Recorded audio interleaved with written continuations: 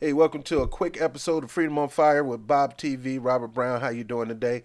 I'm not in my normal setup. Sometimes I'm just gonna come from here from the comfort of my domicile, mi casa, and give you some of my random thoughts because I'm fresh out of bed. Look at this, bro.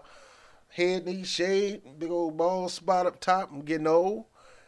Beard all scraggly like I just came out the wilderness, like I've been hunting deer for the past weekend in North Carolina. And I do know about that because I used to live in North Carolina. I'm a regular guy. Don't get it twisted.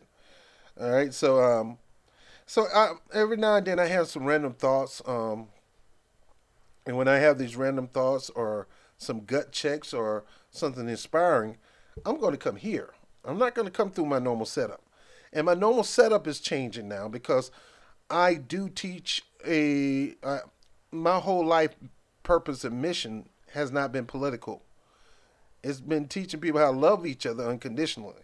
And that setup I'm going to change for that because that's what I feel like I was called to do.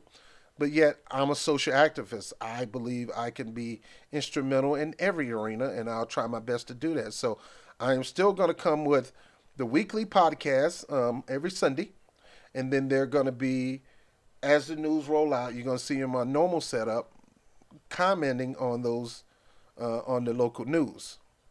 But periodically, I'm going to hop out the bed, nappy head and all, nappy beard and all, to talk to you. Now, let me get to the subject of military complex. I'm trying to keep this no more than 10 minutes at the most.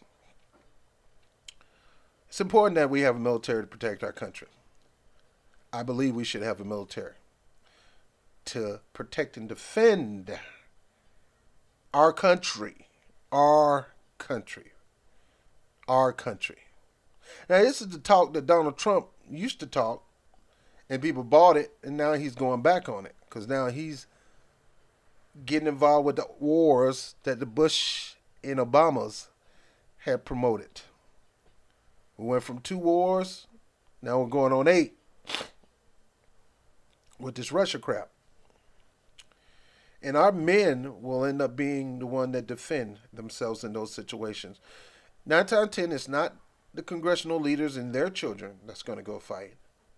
9 times 10, it's not going to be Trump children's, Pence children, Bannon children, or anybody else's children that's going to go out and fight those fights. It's going to be yours. It's going to be your child. It's going to be your nieces, your nephew, and maybe even you. Maybe your wife. Maybe your best friend down the street that's going to go out there and fight for a country and pretty much lay down his life. Not to protect this country, not to protect this country, not to defend this country, but to invade countries. So my first thing concerned about policy and platforms for any political uh, aspiration to run for office is in your platform. I think it would be good to have an opt out for military personnel, whether it's religious reasons or whatever, that they not participate in senseless wars. Wars that makes no freaking sense. They should be able to have an opt out and still be able to serve in the military in some capacity like they normally serve. Home, protecting and defending the country, not invading and meddling in somebody else's country unless there's a distinct reason why we need to go there and invade. A real reason, not to take over the land because of gold, oil, and things like that, and positions of empowerment that would give you the advantage in making big money in that area. Our sons and daughters and family members shouldn't have to die for the greed of the oligarchs. Second, anybody who goes in the military, we spend 50% of our discretionary income on military defense, which has turned into military invading. We have become conquerors. And what we do is we go in and promote westernizing that area. We're no different from ISIS. ISIS go in to control the area to provoke Shia law and Shia law to the extreme. They invade and try to push what they believe that country should be able to operate in. And we do the same thing. We try to push the religion of democracy. And believe me, I love democracy. But some people like theocracy. Some people like have their own. I mean, we can't control how people want to govern. And we shouldn't. We do it because it's part of what Bush called American interests, when it's not real American interests at all. So, saying that, if it's a senseless war, our soldiers should be able to get opt out and still serve in the military. Don't get reprimanded. Don't get thrown in a brig or military prison or none of that stuff. They should be able to just say no and still serve their country, home, or at that particular base without going out invading. 2, anybody who's starting the military, they should get a substantial pay. I mean, if you start off with the NYPD, you're going to get a good salary. I think starting off $70,000, $75,000 a year. Great salary starting off after your boot camp training, police academy training. Starting off 75. Few years, you're making $90,000 a year as a police officer, protecting and defending New York. And they're not going out into Syracuse trying to protect and defend. They're not going into Chicago, Illinois. They're not sending our NYPD police department, great, well trained in cyber defense and everything like that, going into that area of Chicago to defend. No, they're paying them $75,000 and $90,000 a year within 5 years, defending the citizens of New York City.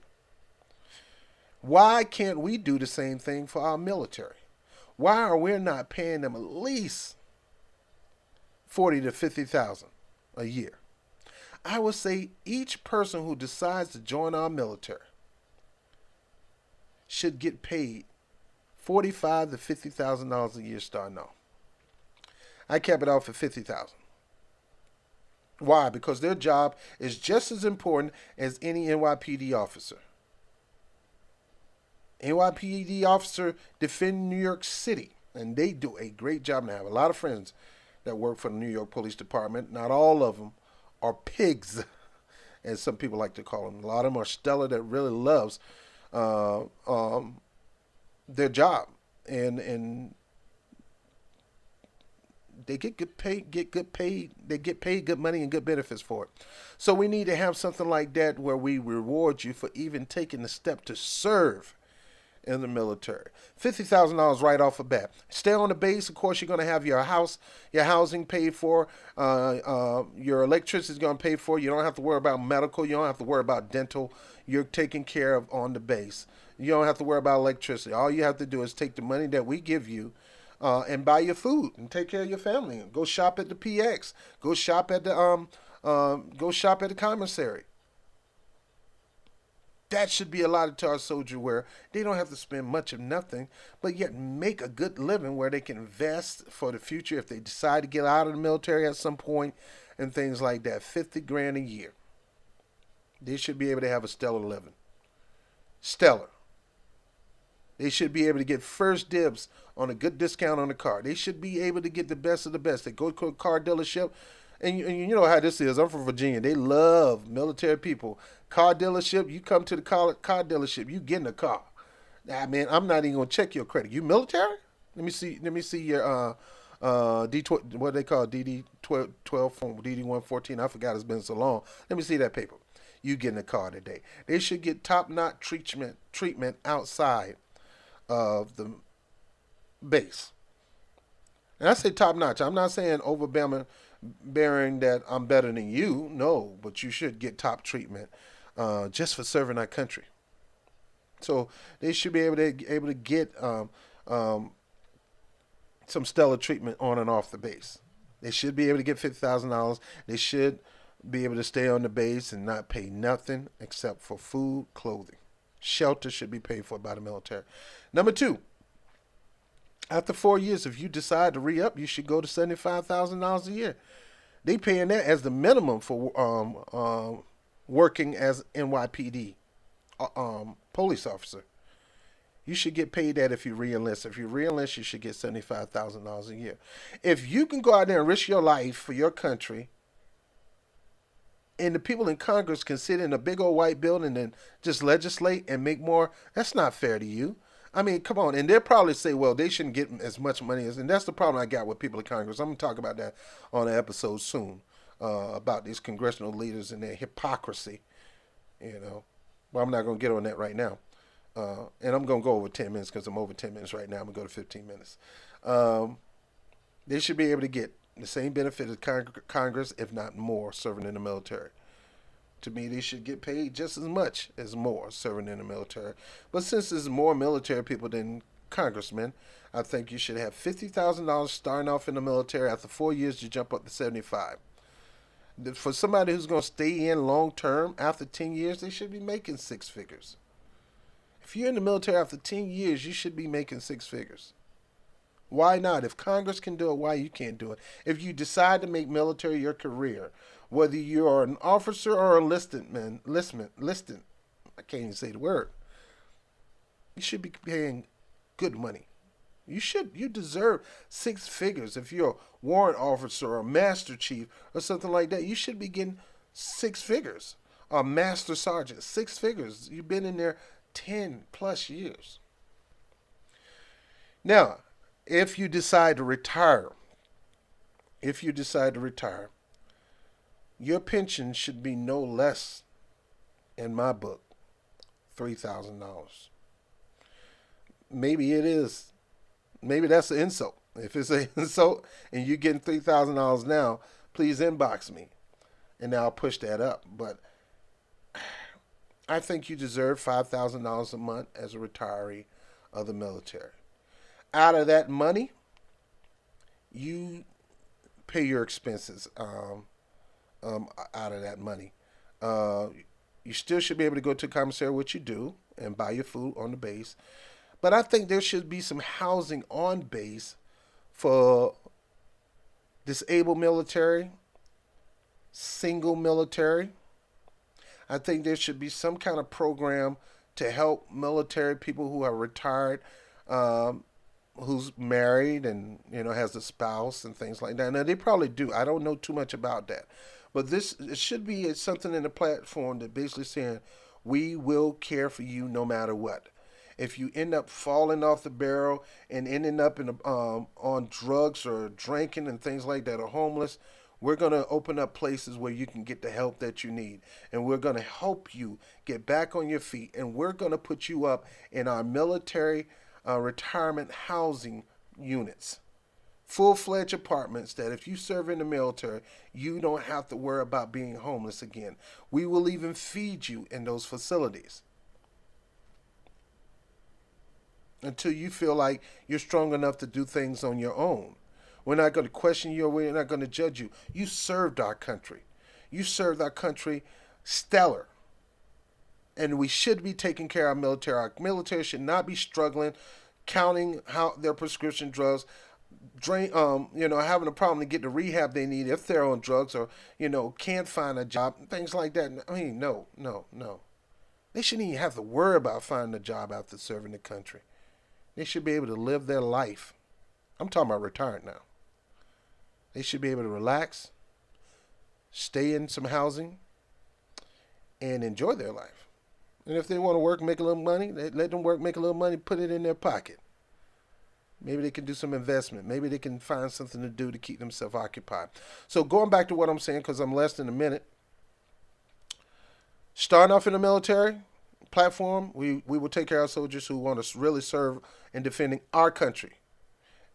And if somebody try to come up with something, a lame excuse for fighting outside the country, they should have an opt out. Number one, if you serve in the country, you should get $50,000 a year. If you serve outside the country, if you serve over 4 years, you should get $75,000 a year. Um, After you retire, you should get at least $5,000 a year, and there should be housing for you for those who retire. We got retirement villages. Why we don't have retirement housing for our military? And if we do, inbox me, let me know what you think of this. I think it's important that every person that's running for office should have enough platform. Tell me your thoughts. Comment below on Robert Brown, Bob TV. Peace.